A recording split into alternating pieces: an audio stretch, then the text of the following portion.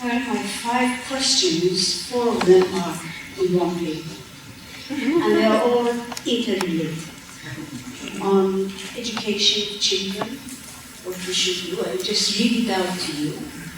And I try to give my own personal opinion based on many, many years of experience, both with bringing up my own children as well as learning it from other families and friends. First question is, what is the most important task for the parents to fulfill as parents to educate well their children? What is the most important necessity for the children to feel that they have to grow up healthy? What are the 3 most harmful things that make children not grow up healthy? What the children need the most when they are in ages 1 to 10, 10 to 15, 15 to 20. They can go on from 20 on.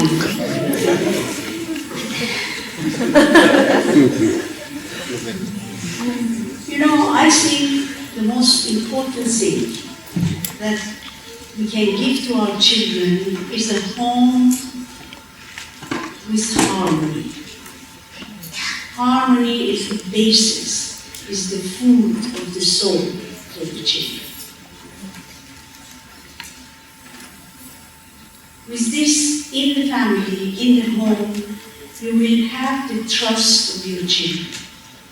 They come to you when they have problems. They don't go outside and ask for problems. And this is very important. I remember this often I heard from Johanna. She used to say that the greatest gift that God gave me was the home that I grew up in, that there was love and harmony between my parents. And this was what I lived on, I grew on. And it is really very, very important. Education, you talk about, I don't know what we mean. I think there are 2 kinds of education. It is the spiritual, moral education we give our children. Then it is the academic education, they go to school and they learn. And to my humble opinion, that first one, the spiritual education, is really the most important. That is by which we grow into a good human being or not so good. In schools, the children will only learn the rule of reading and writing and grow up and write, expand their minds and everything.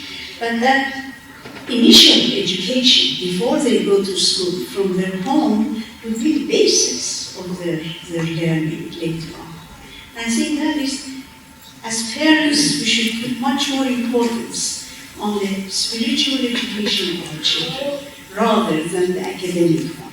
The academic one is, I don't deny it, it's very important, but not as important as the spiritual. Then to give the 3 ways of what we do for our children to prevent harming them. I don't know. In every country, in every society, in every home, maybe there are 3 different things. I think in this day and age, I think one of the most pernicious things in the home is television. I mean, our children learn a lot of things that we don't want them to learn through that little black box. And seems that in the world there is no limit in what is shown in this television. I know many young couples who just don't have a television in their home. They don't allow it in their home. So the children are not used to having this as a pastime for them. I remember many, many years ago, I was visiting my daughter in the United States. One weekend I was invited in another town, and I stayed in the home of a very lovely Baha'i couple. They had 2 little children. And the guest room was on the 3rd floor. So I was quiet all night, except that by 5 in the morning, I heard the noise of television. I got up and came out, and there was the playroom of these 2 little ones. 5 in the morning, these 2 came, put the television on, quite high, and we sat there and watched it. And I looked at them, I said, "Do your mommy know you're up here?" And the older one said, "Yes, because she doesn't want us to wake her up."